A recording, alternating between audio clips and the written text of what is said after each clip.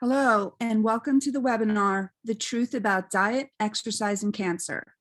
I'm Dale Semler, the Breast and Metastatic Breast Cancer Helpline Manager at SHARE. Before the presentation begins, I'd like to tell you a little bit about SHARE. SHARE is a nonprofit that supports, educates, and empowers anyone who's been diagnosed with women's cancers and provides outreach to the general public about signs and symptoms, because no one should have to face breast, ovarian, uterine, cervical, or metastatic breast cancer alone.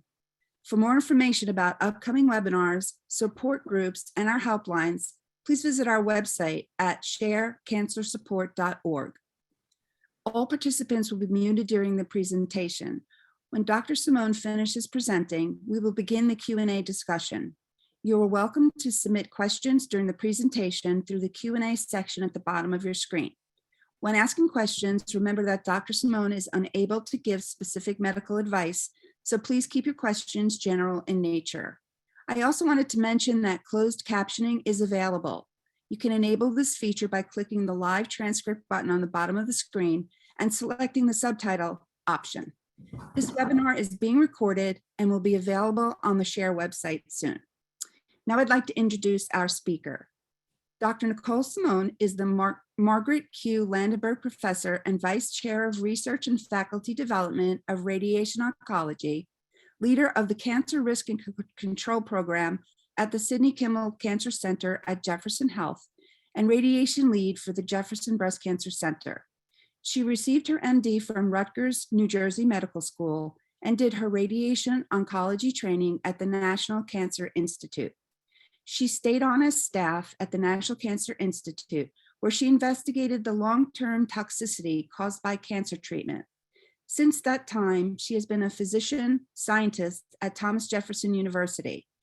Her research focuses on how caloric restriction or a reduction in overall calories can augment the response of chemotherapy and radiation and inhibit tumor growth and metastasis to improve survival in both breast cancer and prostate cancer. She incorporates the knowledge gained in the laboratory directly to patients and currently has 3 open clinical trials using diet for breast cancer, prostate cancer, and endometrial cancer. She has offered over 60 research publications, sits on many national grant review committees, as well as the National Breast Cancer Clinical Trials Committees. In her role as leader of the Cancer Risk and Control Program, she has placed significant effort into community outreach and research programs to understand health disparities in the elderly, African American, LGBTQ, and Asian American communities, and plans to study molecular differences in the laboratory to develop new interventions to improve health equity. Her long-term goal is to find creative ways to ensure each cancer patient has access to nutritional counseling. So without further ado, I will turn it over to Dr. Nicole Simone. Thank you very much for that kind introduction, and thank you for having me here today. I'm going to just make sure that we are in slideshow. Oh, there we go. All right. So I was asked to give a talk today about diet and exercise, and I will tell you that most of my research is diet based. So we'll talk a little bit about that. Just as a kind of disclaimer up front, I am a clinical radiation oncologist. My focus is mostly on breast cancer. We've done research on breast, prostate, and endometrial, and we use those as models to kind of show how diet and exercise can be beneficial. So although this is applicable to other cancers, a lot of the data that you'll see here are using those as kind of baseline models. So what we're going to do today is talk a little bit about the metabolic landscape of America, how that actually could change cancer outcomes, and then understand how diet and exercise can be used to positively impact cancer treatments and outcomes. There's one common link between patients undergoing initial diagnosis of cancer, the treatment for cancer, and then survivorship. And when you look at kind of the central portion, it's the patient, right? And the patient who is juggling 5,000 things and who all of a sudden has a diagnosis that turns their life on a dime and makes you now kind of refocus. So while you're used to kind of keeping your life in a gentle balance, and we've all learned how difficult that can be with the pandemic, we now throw kind of cancer treatments and survivorship into the mix. And so really what we need to talk about, I think, is the tenet of living well. And is this kind of a teachable moment where we can kind of reframe, refocus, and we're going to talk about it. Is it actually important? Should we pay attention to diet and exercise and trying to decrease stress? And while that's incredibly difficult, while we're all balancing our lives, let's kind of talk a little bit about it. It is important, and for breast cancer, cervical, endometrial, there are links to fat actually. So in the postmenopausal setting and premenopausal setting, estrogen can be a factor, right? And for breast cancer, endometrial, and what we know is that our peripheral fat cells can actually make a molecule called estrone, which is converted to estrogen. And that production and just the fat cells by themselves can lead to things like inflammation and abnormal signaling of insulin signaling, adipokine signaling. Those play roles in almost all cancers. And why is this important? Here's my hypothesis, okay? So what we know is that this is just an example of breast cancer and how we've kind of arrived at different things. You know, we started doing surgery for breast cancer in the 1800s. The advent then happened of radiation, chemotherapy, and then finally in the 80s, hormonal therapy. Since that time period, we have learned so much about targeted therapy. We have learned a lot about precision medicine. In fact, a lot of you have probably had genomic testing of your tumors to see what cancer treatments you might respond to or not, or the tumor may respond to or not respond to. We have all this cool novel agents that target specific molecules. But ironically, since that time period where we really started focusing in on precision medicine, as per the NCI, our survival improvements have stalled in breast cancer. And so why is that? What else changed in the world right around that time? Well, our patient population has changed. And oftentimes as doctors, what we're taught in medical school is how to treat. You have this, you treat with this, right? And we don't often focus on the big picture or the patients. But our patients have changed. Our American population has changed. We know that 75% of all Americans are overweight and close to 34% are obese, and that's increasing with time. So you can kind of see these trends. That in the 1990s, about 10 to 15% of our population was obese. In 2010, there was about 20 to 25%, and here is now 2020, where we're just increasing in the amount of obesity in our country. This just to kind of show you how this has evolved from 2011, just in the last decade. Let's just watch this map for a second, and you can see that yellow is about 25 to 30%. Orange is 30 to 35, and then something that's missing on this map is the darker red. But you can see how this is changing. This is 2013, 2014. These are all from the CDC website. You can see the 35% is creeping in there in 2015, 2016. More of our country is kind of exploding with the larger 30%, 35%. And this is affected in different populations, right? So you can also see that there are differences between ethnic backgrounds or people who identify as white, as Black, and Hispanic. And you can see that there are differences in how the obesity prevalence is affecting our population. So let's go back to the biology a second. What does that actually matter? So when a study was done looking at just hormones, and we know that some hormones like estrogen, et cetera, aren't good for certain types of cancers like endometrial and breast. And what we know is that as your BMI increases, a lot of those hormones that we have, the sex hormones, actually increase as well. And those are statistically significant throughout the populations. We know that adipose tissue in general, we talked about the fact that adipokines are dysregulated, so that's your leptin and adiponectin. A big one is actually serum insulin. There's some studies showing the IGF-1R does dysregulate. It's dysregulated in most cancers. And when you have extra insulin or sugar kind of floating around, that pathway can be activated in multiple types of cancers. And we actually know that one's actually a little bit more dysregulated in the African American population as well. So something that we do need to pay attention to when we're talking about just serum glucose and adipose tissue in general. And then systemic inflammation. So the longer that we have obesity, we have more systemic inflammation that kind of puts into puts into the system's cytokines that are causing kind of this storm. The other piece of the metabolic landscape is that because of the obesity, and in fact, we were just talking before, some of the metabolic dysfunction as well with cholesterol, et cetera, we should also talk about dysbiosis. And what is dysbiosis? So dysbiosis is when your normal healthy intestine, your gut microbiome, something goes wrong and there's kind of a loss of beneficial bacteria. Typically, you'll see an overgrowth of a few types of bacteria that kind of rise. You're like, oh, this is a cool environment. There's this patient's eating lots of fatty foods. I'm going to have, an overgrowth of a bacteria that's not one of the better ones to overgrow.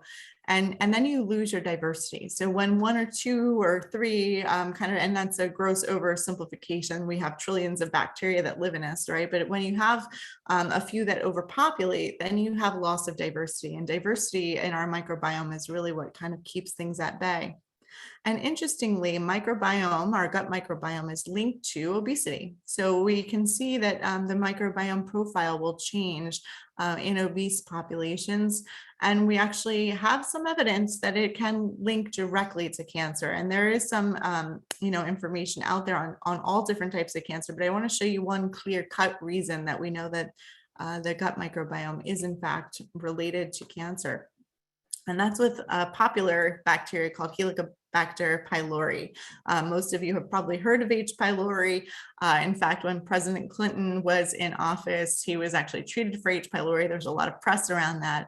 And H. pylori is something that overgrows in a lot of our stomachs. It can lead to things like abdominal pain, gastric reflux, irritable bowel, constant bad breath, bloating, distension, and typically you get those kind of red cheeks and that go along with that. So there's a systemic inflammation that happens at the same time. And it's just a gram-negative bacteria that's always there and it just overpopulates.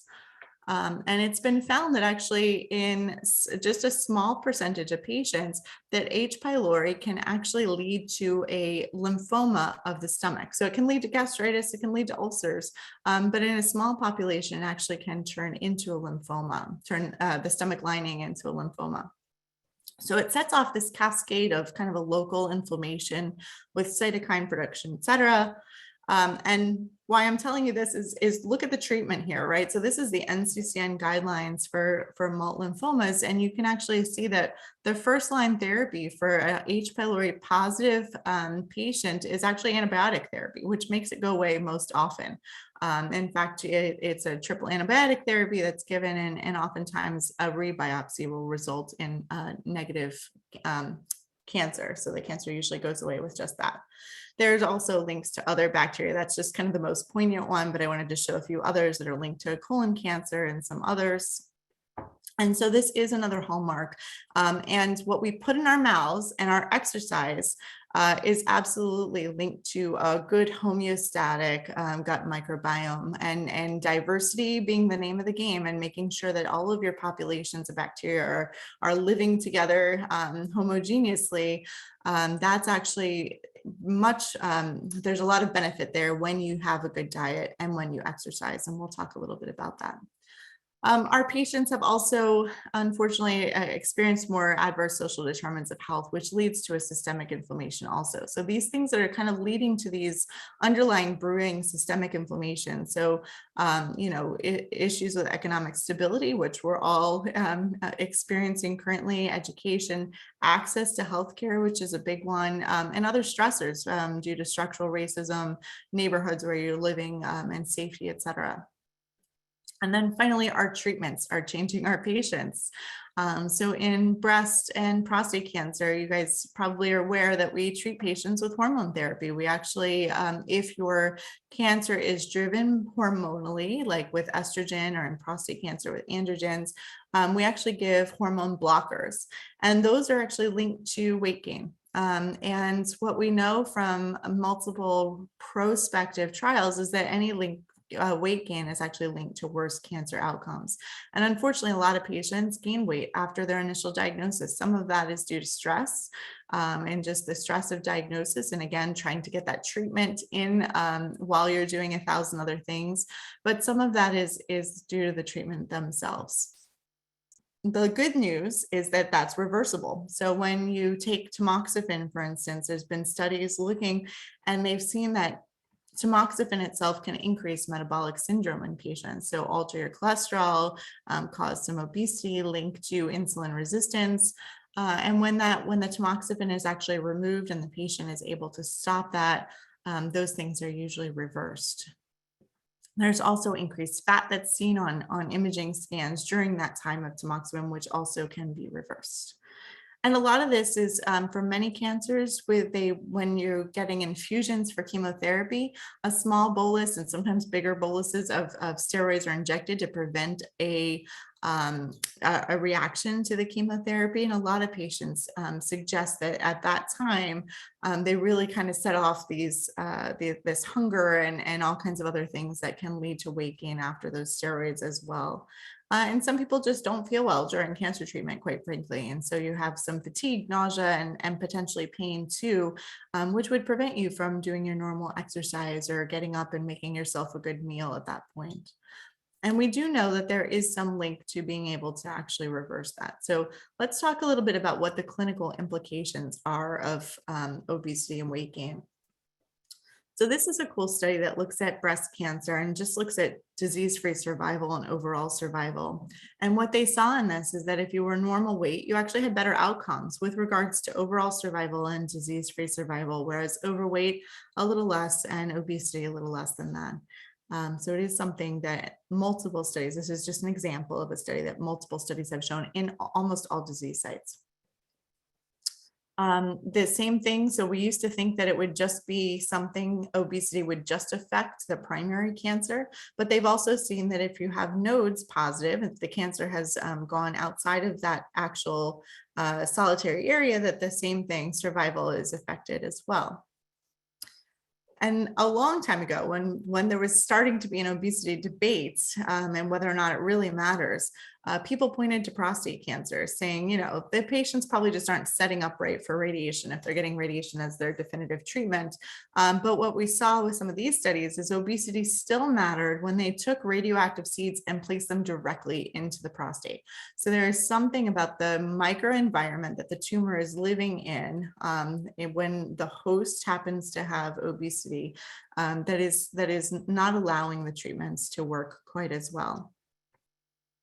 There's also been fewer studies, but there are still some studies looking at metastasis. So does it matter what your weight is when you present with metastasis, or does it not matter at that point?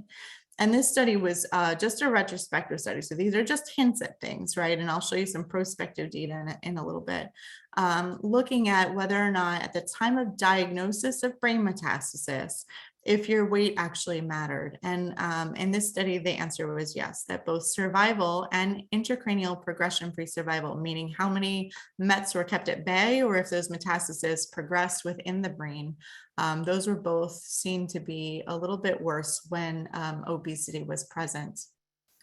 We also looked at diabetes at the time of diagnosis of metastasis, and the same thing, that the survival and intracranial progression-free survival was a little bit worse.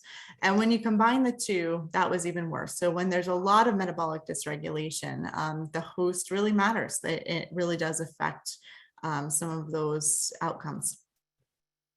We also know, unfortunately, that obesity can actually affect toxicity of treatment. And this is just a study looking at breast cancer radiation treatment, but this is seen in almost all cancers across the board. And again, related to that underlying systemic inflammation.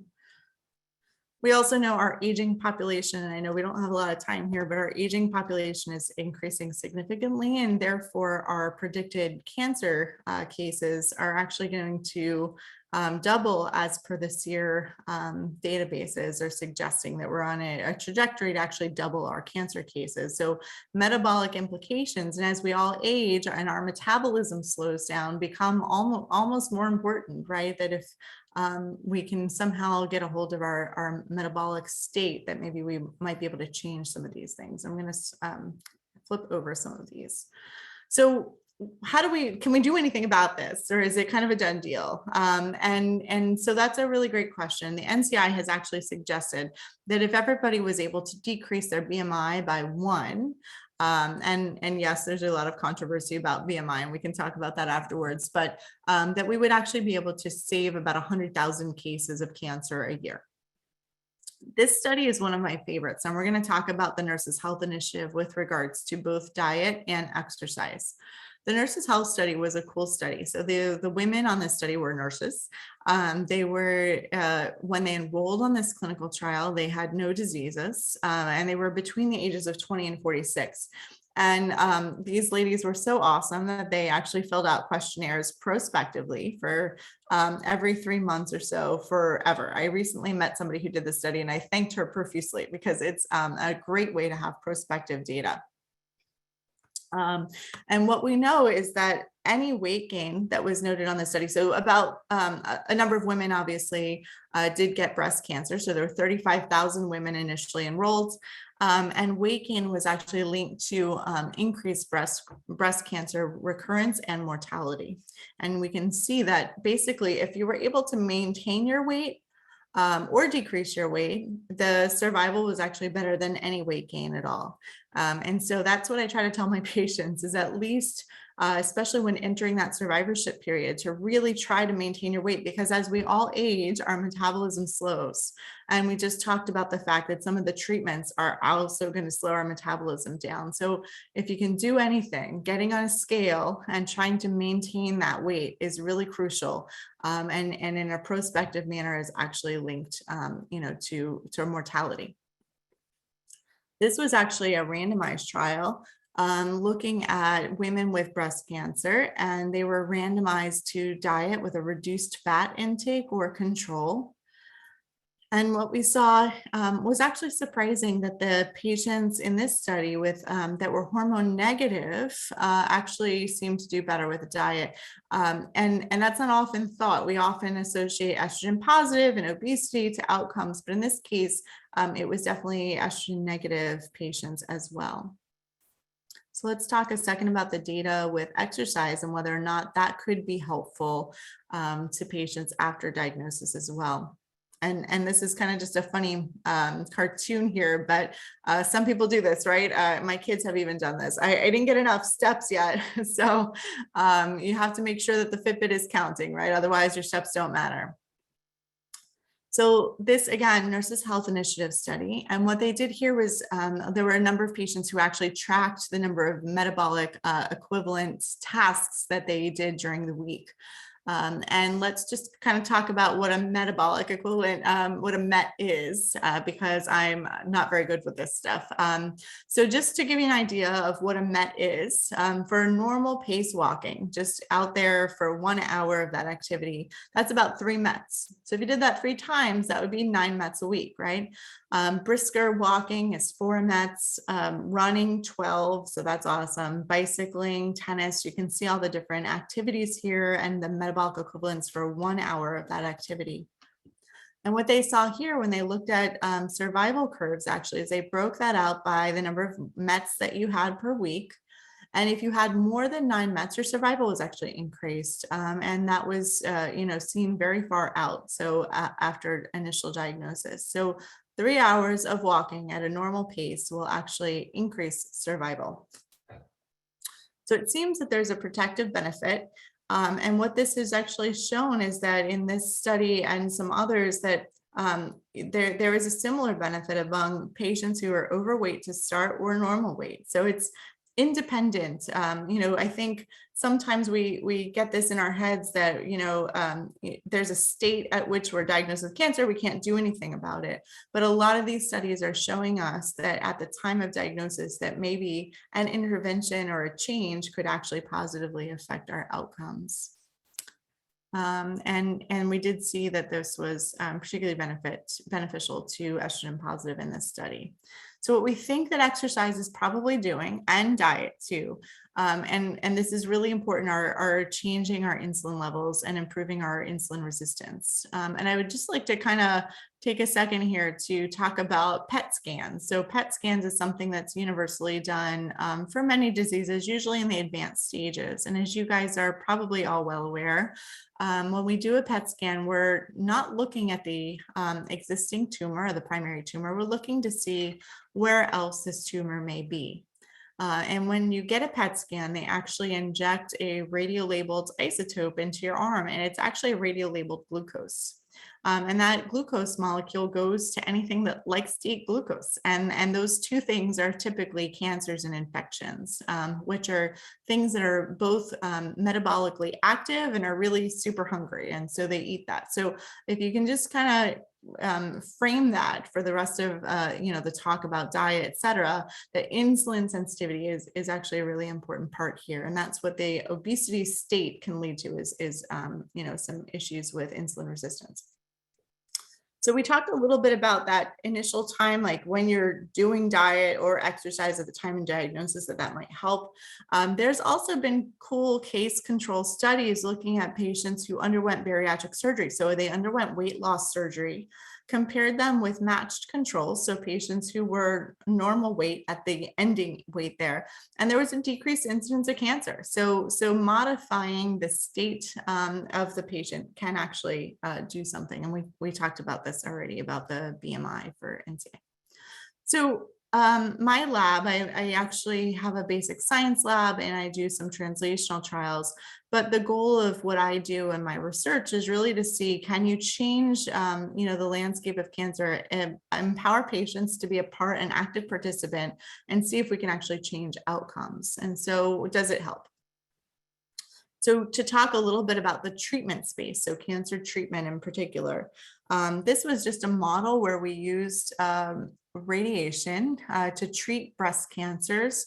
And you can see that these are actually what's called tumor regression curves. So you can see that the control tumors grow pretty quickly. As the days go up, the cancer gets bigger. The radiation can slow that down a little bit.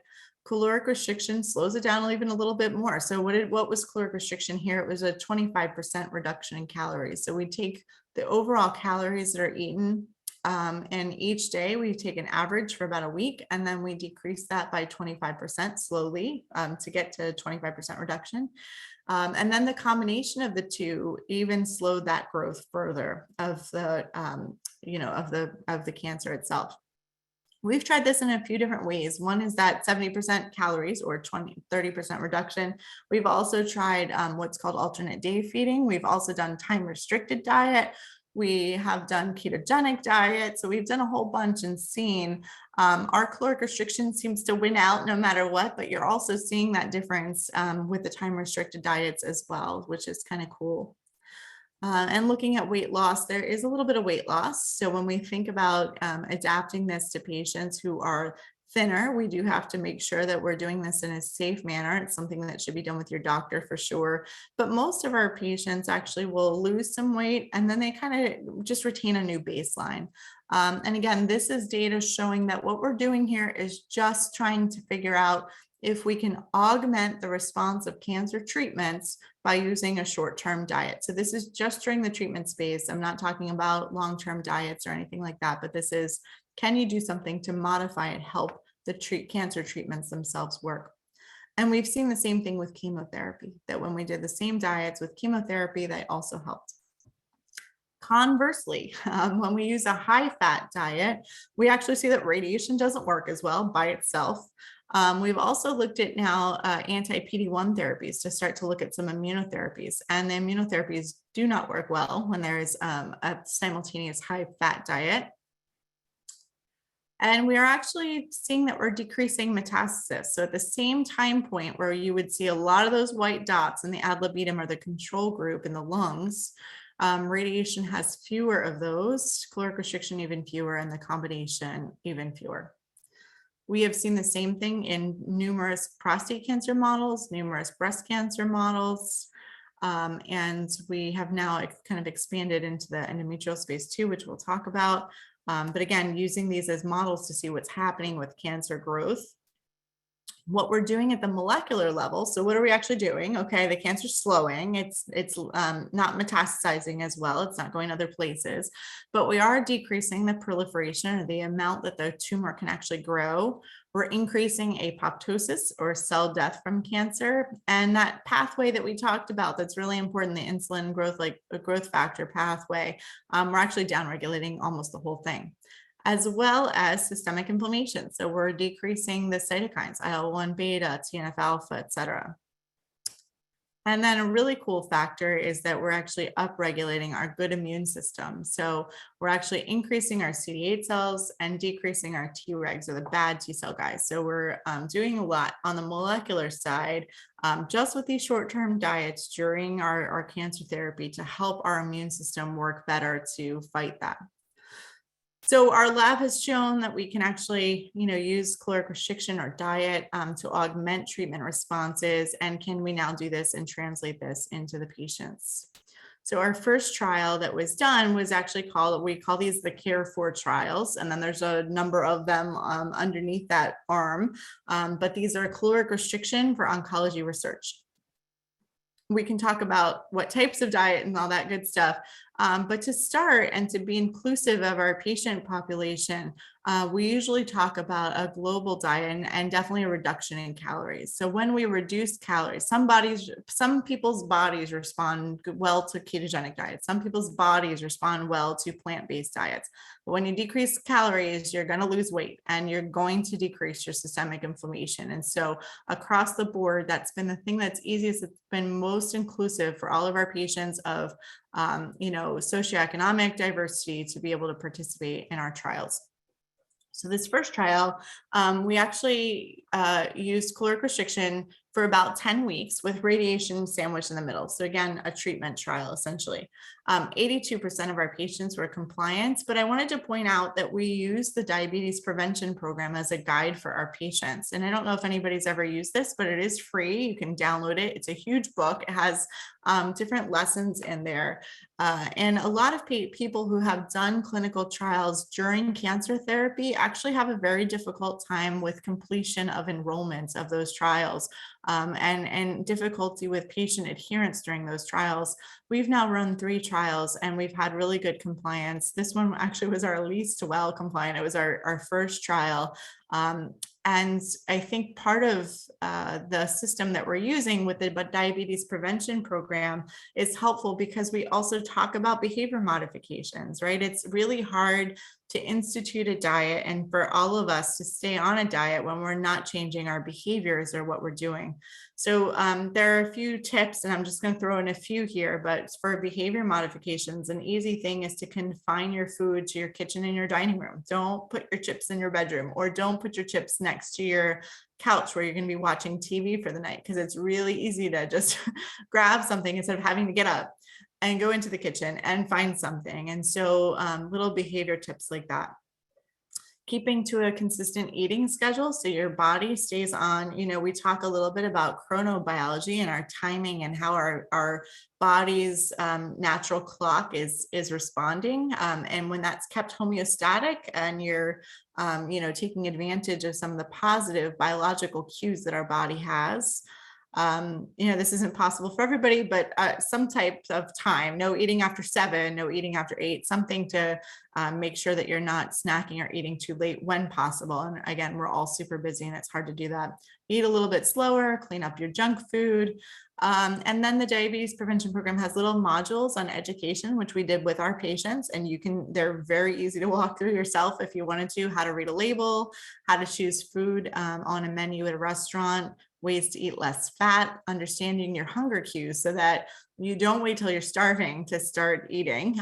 You kind of predict ahead of time when you're going to be hungry and eat at that time, and then shopping chips as well. Our compliance was pretty good. We were able to have our patients maintain weight loss during the course of the trial. Our patients lost an average of 7 pounds during that time period. I brought patients back 30 days later, assuming everybody would stop their diet, but they continued. So they lost a little bit of weight. They increased their muscle mass. They decreased their fat. and actually had a significant decrease. I'm going to go a little faster here because I know we need time for questions. They had a significant decrease in their systemic inflammation. So radiation, sometimes when you're getting radiation treatment, can kind of mess everything up and cause a little bit of a systemic inflammation, but this actually dampened that response. It even decreased significantly when you added diet to radiation. It decreased something called miR-21. Now, miR-21 is an important molecule because it's actually considered an oncomere. It's up in 18 different types of cancers. As a upregulation is usually what is driving some of those cancers. And we were able to decrease it significantly. And actually, our African-American patients had a larger decrease of miR-21 than our Caucasian patients on our trial. The cool thing about trying to decrease miR-21, and we were able just to do that with diet, is when you look at cells and you decrease miR-21, you can actually get more radiation cell kill. So that's really important, right? That the radiation is working a little bit better. Same thing with chemotherapy across the board. We looked at cisplatin, docetaxel, adriamycin, and novel inhibitors as well, and we were getting a more cell kill when miR-21 was decreased. And we know that miR-21 is linked to worse cancer outcomes. It predicts more aggressive prostate cancer. It predicts more recurrences in prostate cancer. It seems to be upregulated in all different breast cancer subtypes. So it is not just in one subtype of breast cancer. And in the lab, we were actually able to see that miR-21 in the body is linked to not only cancer incidence, but also metastasis. So it's a really important one. So the next trial we did was actually just a preoperative trial. Can we just do diet for a few weeks? And can we look to see, are we changing the cancer itself within just a few weeks of diet? So this is after a patient was diagnosed. They either had breast, prostate, or endometrial cancers, and they were put on a diet. The average time, and this is basically you're waiting for your OR date, right? Usually when you do your initial consult, you're not given a date to come back the next day. So we took advantage, we call this a window of opportunity trial, where we took advantage of that. Oh, your surgery is scheduled in 3 weeks. Great. We're going to see if you want to participate in this, just to put you on a diet and to see how responsive your tumor is in just a short period of time. And what we saw, our primary endpoint here was to say, okay, we saw that we could change miR-21 during radiation. Can we actually do that preoperatively in a short period of time? We looked at microbiome as well. We looked at quality of life measures, and I'm not going to show you all of the results, but the interesting thing about the microbiome and why diet or decreasing calories or decreasing your systemic inflammation during all this is important is that our gut microbiome, our gut walls actually have, I don't know if you can see my thing here, but if you look at the top part, the blue part, when you have a high fat diet, you actually have more space between your cell lining. So our gut has a really nice tight cell lining, and it's hard for inflammation or the bad gut microbiome that's making inflammation in your colon to get across and into your body when you have a nice diet, because those tight junctions, what they're called as tight junctions, are actually really tight. When you have a high fat diet, when you have dysbiosis, the reason that things are not all lining up is because those tight junctions separate a little bit. And so inflammation that's created by those microbiome species and genuses and everything else that inflammation can cross the gut wall and get into your system and cause growth, upregulation of different tumors. What we were able to see at the molecular level is that those actually split out. When we used caloric restriction, we were able to change how the gut microbiome looked and the diversity of the microbiome. And this happened in our patients within just that short period of time, just 3 weeks. And so you could probably do it in less time, but decreasing your systemic inflammation in just a few weeks is absolutely beneficial to the tumor. We did see decreased proliferation in our tumor too, but we were able to increase the diversity here, as you can see.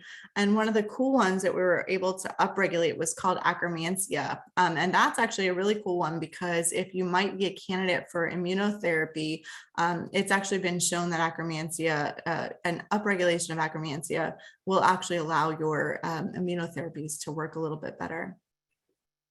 So taking a step back again, I think what we've seen is that a healthy diet and exercise can actually affect your cancer outcomes. And so it is something that is important if you're able to throw that into the mix, obviously with asking your doctor, because you might have other medical conditions that can prohibit some of these things, but they are definitely beneficial. And decreasing stress. So stress, and we talked a little bit about social determinants of health and different stresses that we all exhibit and are fraught with. Decreasing that stress can also decrease your systemic inflammation to help prevent the tumors from growing. And with that, I know I was supposed to stop around now. So I just wanted to thank first and foremost the patients who've been able to participate and show that diet can actually make a difference at the tumor level. And all of my collaborators, my lab, and our collaborators within Jefferson and other institutions as well. And with that, I'll take questions. Okay, I'm going to start the Q&A then. So you can still submit questions in the Q&A section at the bottom of your screen, and we'll try to get through as many as we can, but we may not be able to due to time constraints. So Dr. Simone, we had a lot of questions that came in, so I tried to sort of group them together so we could get as many people's questions answered as possible. There were a lot of questions about sugar, and you mentioned that that's what lights up the PET scan. Is it actually linked to cancer recurrence and spread? Or is it really just something that can actually cause the initial cancer? I think both. So the tricky thing about sugar is it can start off that insulin, the IGF pathway that we talked about. And again, a lot of cancers have IGF-1R receptors on the outside of their, so we talk about estrogen receptors. Those are the types of receptors, androgen receptors. A lot of cancer cells across tumor types actually have IGF-1R receptors as well. So what are the tricks? So first of all, natural sugars don't do insulin spikes as well. So that's one good thing, that the fruits and things like that are okay. And we all have to have a piece of birthday cake once in a while, right? And so when you're eating the refined, the sugars that, that we would worry about a little bit more, the cookies and the cakes, if you can marry that as close as you can to proteins. So for instance, you have your meal where you're eating chicken or fish, and you have your ice cream immediately afterwards, protein actually dampens insulin spikes. So, as a tip to how to still have it in moderation and enjoy your sweets, but be able to, to prevent some of those insulin growth factor pathways from turning on, that would be a good trick. Great, thank you. We have some questions about specific foods, deli meats, red meat, soy products. Can you comment about, what are the bad things, I guess, to eat in terms of meat versus plant-based diets? So typically with meats, what we try to stay away from are the red meats if you can, or, moderation, because of the nitrites and other things that are in there, more increased fats. The things that we like to stay with are the chickens, the turkeys, and the fish. And again, there's a difference with fish too, right? With wild caught versus farm raised. And when you're eating farm raised fish, unfortunately, those are fed a fatty diet essentially. And so they actually have a little bit more fat in them. So try to get the wild caught fish when you can. And for protein, sticking with the chickens and the turkeys and the fishes would be ideal. Some people can do a plant-based diet like we were talking about earlier, and some people have a more difficult time with it. I think at the end of the day, what we learn from all of this is making a positive change to your diet is beneficial. I don't think, part of why I do caloric restriction is because and I've done other diets with our patients too, but part of the reason I try to stick with caloric restriction is it's much easier for a patient to eat less of what they're already eating and not make sweeping changes. We all belong to families, right? We all have habits in our families. And, me coming home one day and telling my kids, okay, we're eating something totally different, or I'm going to make a meal for myself and a meal for you. Some of those things are impractical. And so what I would rather, I think what we've seen across the board when we see that different diets are still allowing cancer treatments to work better, is that positive change, no matter how you can do it, if you can do something to make some positive change, could probably help. Great. There were several questions about, are there any vitamins and supplements that are recommended for either, preventing recurrence or just preventing cancer in the first place? A lot of mention of, vitamin D, omega-3, turmeric. Do you have any advice, or have you done any studies on that effect? I haven't. I have opinions, but I don't have much expertise there. So I'd rather people ask their doctor about that. Sorry. Okay. Someone was asking, so if you speak of caloric restriction along with radiation, would this benefit still apply to post-tumor removal? So afterwards, rather than prevention? Yeah, I think what we're seeing in the survivorship state. So first of all, it also does affect side effects, which we didn't talk about very much. So a lot of patients, we've talked a little bit about tamoxifen, and some of these things are more long-term. There's actually decreased side effects when you have those positive changes to your diet as well. And we've seen that in multiple models. We've actually done models looking at radiation toxicity, chemotoxicity, looking at bone marrow and those kinds of things. And it helps sort of across the board. The long-term survivorship, I mean, we did see that, weight, if you're able to maintain your weight in the survivorship period, that is making a benefit, that is beneficial with regards to survival. So it is absolutely, and again, it's one of those things that if you're going to make a change permanently, getting on a scale and just making sure you're at one weight is a lot easier when this is now going to be a permanent change than doing something, acutely that's a little bit more difficult to institute. Right.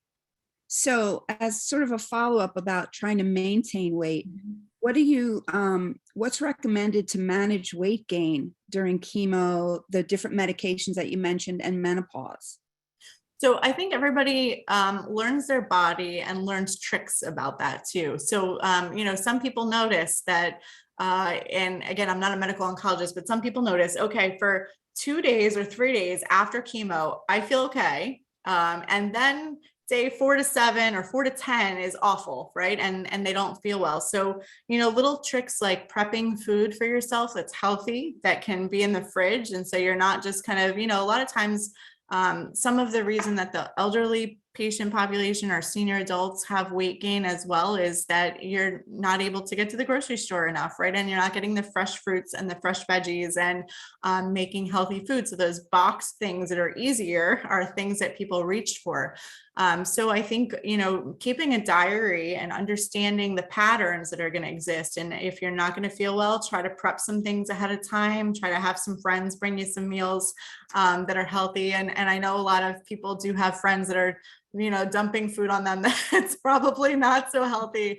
And just making sure that people are aware that you're trying to do something positive for yourself. So if they're going to help, bringing a cake over, maybe not, but a veggie tray would be more welcome.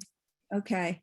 And then in terms of the exercise piece, how intense of exercising do you need to do to get a benefit? And should you push yourself if you're tired from chemo? They say, no pain, no gain.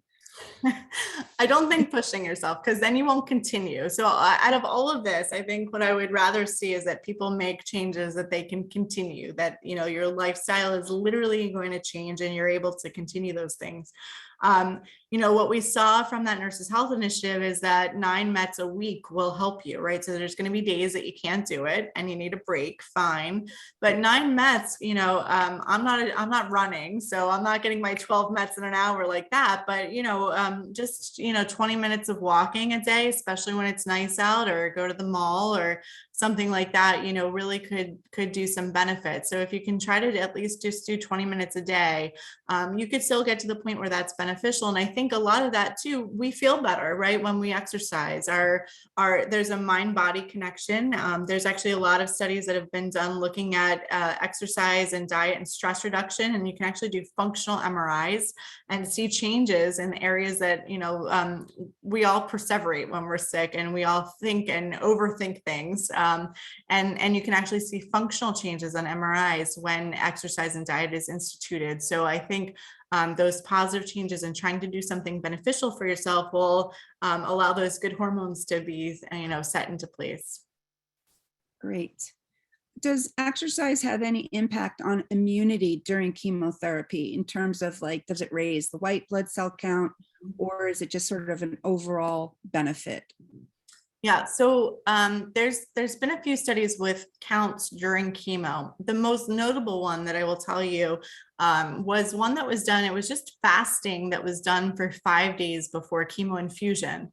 It was a pretty wicked fast. It was 500 calories a day for 5 days leading up to the chemo. So there's got to be better ways to do it. But on this trial, they had really low incidence of neutropenia, actually. And so that little bit of change right before the chemo seemed to really, be beneficial. Exercise and diet essentially will do the same thing. It should increase our, and other people have done these studies and show them, but should increase our CD8s or our killer T cells.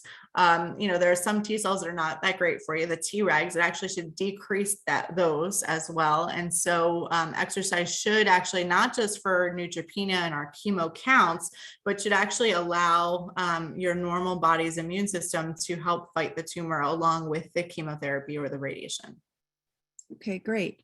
Does any of your research indicate that the benefits of diet and exercise would also apply to triple negative breast cancer? Yes. And we also know, we kind of touched on this, but we had thought that estrogen positive cancers were linked to weight. We know that triple negatives are also, that obesity is a risk factor for triple negative cancer as well. And we actually, in my lab, we mostly use triple negative breast cancer models. And so a lot of our models are centered around that, and we absolutely see a difference. That's great. Yeah. Someone asked about the intermittent fasting, and we did have a lecture previously about how there are studies that intermittent fasting seems to be a positive impact on cancer. Mm-hmm. Have you heard anything about that or done any studies to? Yep.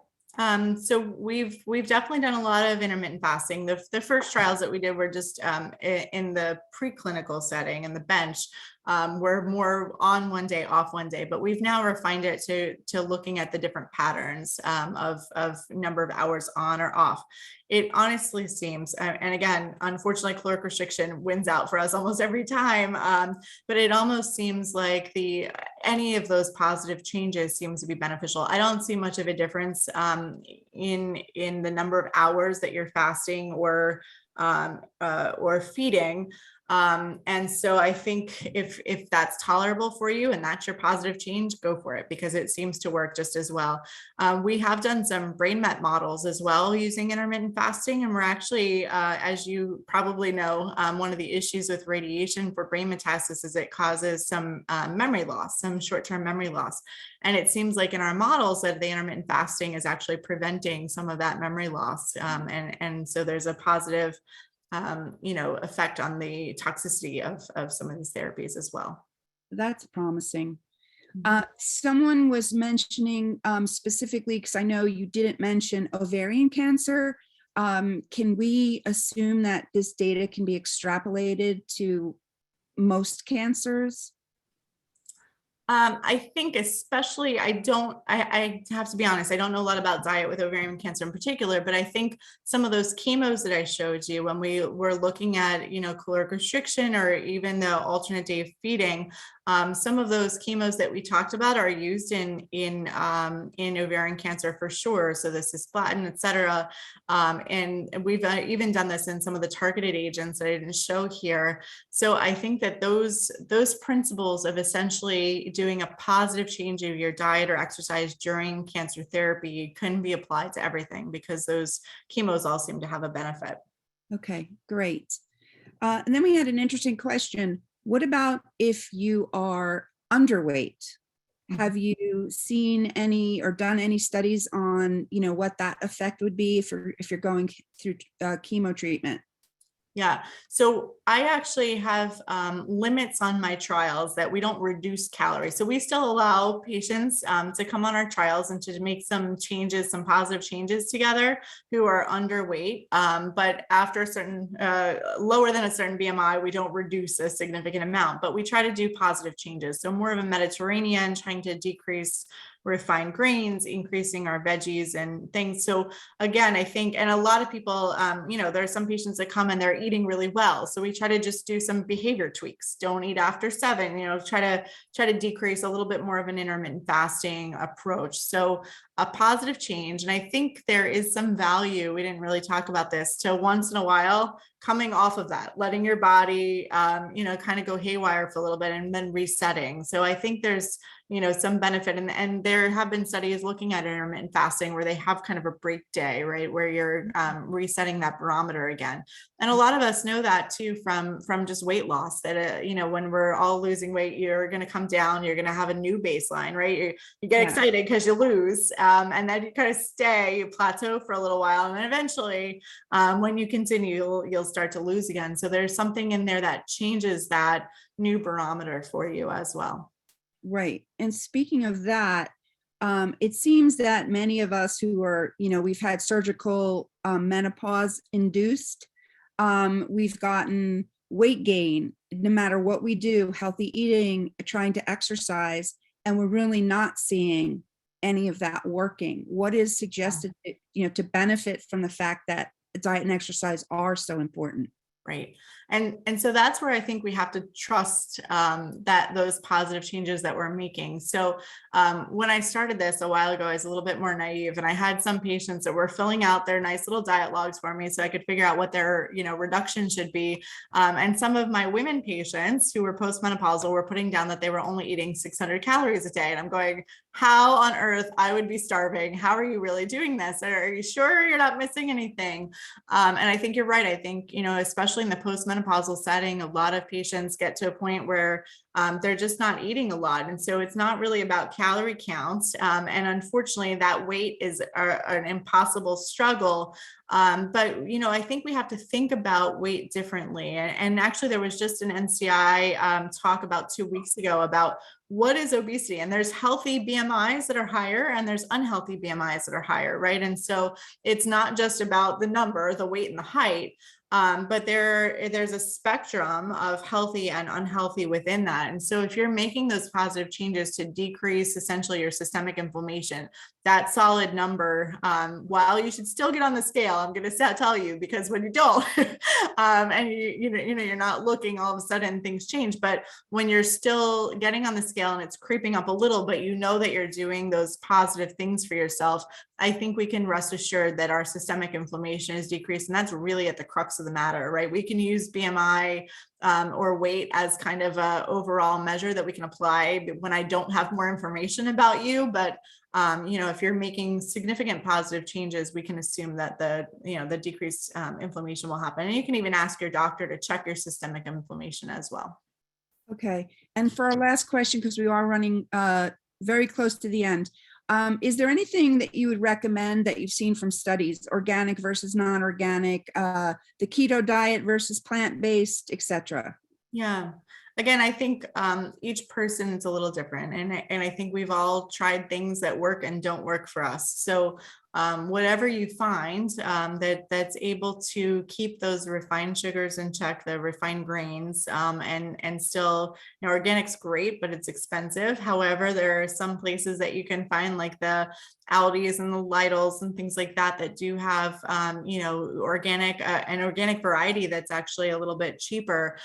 Searching for those things in the setting of, all of our grocery bills are going up too at the same time. So finding positive changes that you can do that are affordable are important, and doing some research initially to figure out where you can get some of those things that are a little bit more affordable. Farm stands, particularly right now, right, where, farm stands where fresh fruits and veggies are abundant and a little bit cheaper, is a great way to go as well.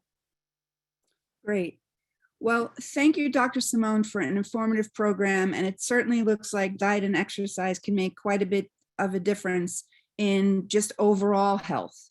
So thanks to all of you for participating and submitting your questions. Please take a moment to fill out the survey at the end of the webinar. The survey will show up in the browser when the webinar ends, and the link will also be in the follow-up email. All surveys are anonymous. Please check out CHAIR's other educational programs and support groups on our website, as well as volunteer opportunities. This concludes our webinar. Thank you once again, Dr. Simone, for giving us your time and your expertise. Thank you for having me. Thank you, everyone. You're very welcome. Bye, everyone.